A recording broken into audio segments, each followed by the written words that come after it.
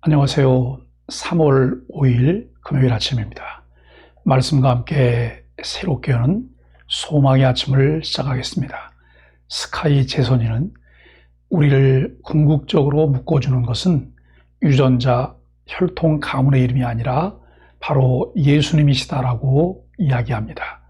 오늘도 요한복음 1장 1절로 13절까지 말씀을 본문으로 하여 하나님의 자녀, 하나님의 가족이라고 하는 주제로 함께 은혜를 나누기를 원합니다. 요한복음은 예수님이 하나님의 아들 그리스도이심을 믿고 그 이름을 힘입어 영원한 생명을 얻게 하려고 그 예수님이 어떤 분이신지를 알려줍니다. 예수님보다 6개월 먼저 세례 요한을 이 세상에 보내시고 예수님을 알리는 길잡이로서의 사명을 감당하게 하십니다. 그 예수님은 영원전부터 계신 삼위 중에 한 분이시며 계시자이시고 창조자이시며 구원자 메시아로 자기 땅에 오셨지만 자기 백성이 영접하지 않았습니다. 그러나 하나님께로서 난 자들이 예수님을 영접하여 하나님의 자녀, 하나님의 가족이 됩니다. 예수님을 만물의 창조자라고 요한은 소개합니다. 마치 창세기 1장 1절에서 태초에 하나님이 천지를 창조하시니라는 말씀에서 하나님을 전능하신 분으로 이해하듯이 만물의 창조자인 예수님도 전능하십니다. 창조자 예수님은 생명의 근원이십니다. 그분은 생명 자체시며 어둠 가운데 있는 사람들에게 빛이십니다. 다른 빛은 없습니다. 세례 요한도 그 빛이 아니라 빛의 증언자였습니다. 그런데 창조자가 자신이 지은 세상에 오셨지만 사람들은 그분을 영접하지 않았습니다. 그가 세상에 계셨으며 세상은 그로 말미암아 지은 바 되었으며 세상이 그를 알지 못하였고라고 10절에서 말씀하고 있습니다. 우리가 믿는 예수님은 이 땅에 성육신 하셔서 사람들 사이에서 33년을 사셨습니다. 육신을 입고 참 사람이 되어 이 땅에 오신 예수님은 참 하나님으로서 온 세상이 그를 통해 지음받은 창조주며 그 백성 이스라엘이 그 긴 세월 소망을 두고 기다리던 메시아였습니다. 그런데 그런 메시아가 자신들 앞에 나타났지만 세상이 그분 메시아를 알지 못하였습니다. 하나님께서 메시아로 이 땅에 심판자가 아닌 구원자로 오셨는데 사람들이 그를 거절합니다. 예수님이 오만한 전제 군주로 군림하는 자가 아닌 거룩하고 악이 없고 더러움이 없는 사람으로 나타나셨습니다. 섬김을 받으시기 위해서가 아니라 섬기러 오셨습니다. 당연히 모두가 그를 환영하며 기쁨으로 맞이해야 합니다. 그러나 슬프게도 세상이 그를 알지 못하였습니다. 왜 그들은 메시아가 오셨음에도 그를 맞이하지 않았을까요? 자신이 설계하고 상상하며 그린 메시아의 모습이 아니었기 때문입니다. 그리스도인다운 삶은 어떤 것일까요? 우리가 그리고 상상하며 기대하는 바가 있겠지만 성경이 우리에게 보여주시는 대로 사는 것이 그리스도인다운 삶입니다. 이방인들은 우상숭배에, 유대인들은 선민사상에 빠져 어두움에 거하는 참빛이 왔을 때에 알아보지 못했습니다. 참 비극은 11절 말씀입니다. 자기 땅에 오매 자기 백성이 영접지 아니하였으나 참 기가 막힌 일 아닙니까? 그가 세상에 계셨다. 아브라함 자손들에게 약속된 메시아가 오셨다는 말입니다. 하늘의 방문자로 오신 예수님께서 밖에서 그 문을 두드리시지만 그들은 영접하지 않았습니다. 요한계시록 3장 20절에는 볼지어다 내가 문 밖에 서서 두드리노니 누구든지 내 음성을 듣고 문을 열면 내가 그에게로 들어가 그와 더불어 먹고 그는 나와 더불어 먹으리라고 말씀하십니다.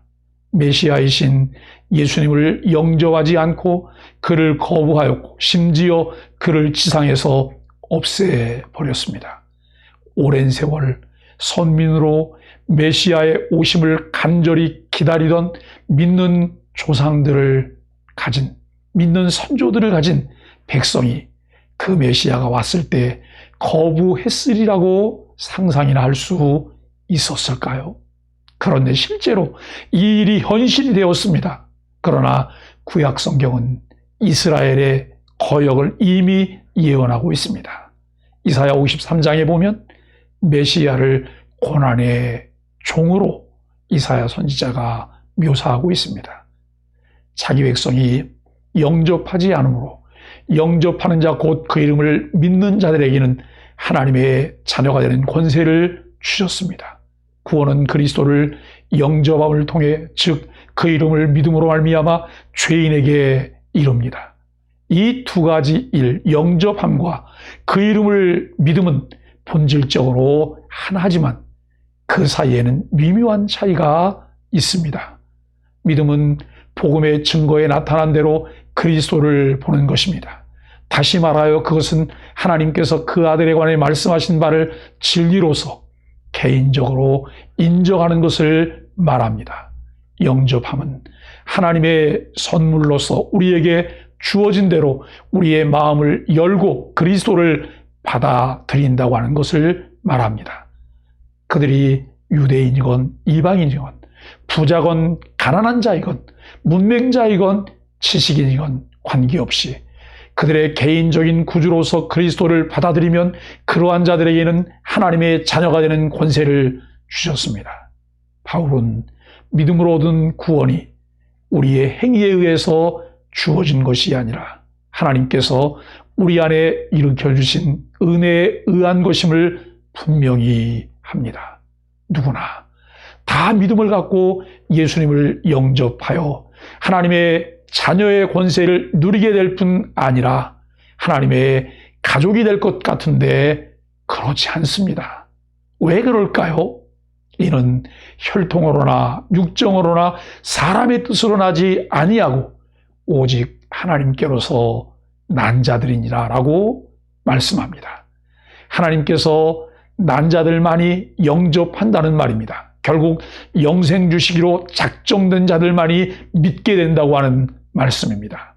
12절은 인간적인 측면에서, 13절은 하나님 측면에서 이해할 수 있는데 하나님 측면은 신생입니다. 신생은 혈통에 의한 유전이 아닙니다. 중생은 핏줄로 이어지지 않습니다. 육정으로도 아닌 것은 자연인의 의지는 하나님과 반대되며 거듭나기 이전에는 하나님께로 향한 어떠한 의지도 갖게 되지 않기 때문입니다. 그 빛이 드러나 모든 사람에게 비추고 있습니다. 이제는 이방인이든 유대인이든 구별 없이 빛이신 창조자 예수님을 받아들이면 누구든지 하나님의 자녀가 됩니다. 혈통이나 육정에 의해 하나님의 백성이 되는 것이 아니라 예수님을 영접해야 하나님의 자녀로 태어나게 됩니다. 하나님의 자녀가 되는 것은 가문이나 행위로 되지 아니하고 이 땅에 영원한 생명을 주시는 오직 예수 그리스도를 믿는 믿음으로만 가능합니다. 사람의 뜻으로 주변의 호의적인 노력으로도 설교자의 설득에 의해서 이루어지는 것이 아니라 오직 하나님에 의해서 이루어집니다. 하나님의 자녀가 되는 권세는 누가 얻을 수 있나요? 하나님의 자녀가 된 사람과 그렇지 않은 사람은 어떤 차이가 있나요? 사랑하는 소망의 가족 여러분, 하나님의 자녀가 된다는 것은 새로운 가족 구성원들이 생긴다는 말입니다. 예수님께서 말씀을 전하며 가르치시는 현장에 예수님의 어머니와 형제들이 나타났으나 사람들이 너무 많아 들어갈 수 없었습니다. 그때 누군가 예수님께 주님의 어머니와 형제들이 주님을 보고 싶어 하신다고 말합니다. 그때 예수님은 그들에게 하나님의 말씀을 듣고 행하는 자들이 내 어머니며 내 형제들이다 라고 대답을 하셨습니다. 하나님의 가족을 말씀하신 것이 아닐까요? 예수 그리스도를 주로 믿고 하나님의 자녀가 되었다면 우리는 하나님의 새로운 가족입니다. 세상적인 연고나 자연적인 출생에 의한 것이 아니라 예수를 주로 믿음으로 신생한 사람들로 구성된 하늘 가족이 된 것입니다. 왜 하나님의 한 가족이라고 부를 수 있을까요? 첫째, 모든 참된 그리스도인들은 한 분 아버지를 두었기 때문입니다. 둘째, 참된 그리스도인들은 모두 한 이름 안에서 기뻐하며 아버지의 뜻을 따라 사는 사람들이기 때문에 한 가족입니다. 셋째, 참된 그리스도인은 서로 가족적인 유사성이 아주 크기 때문에 한 가족이라고 한다는 것이죠.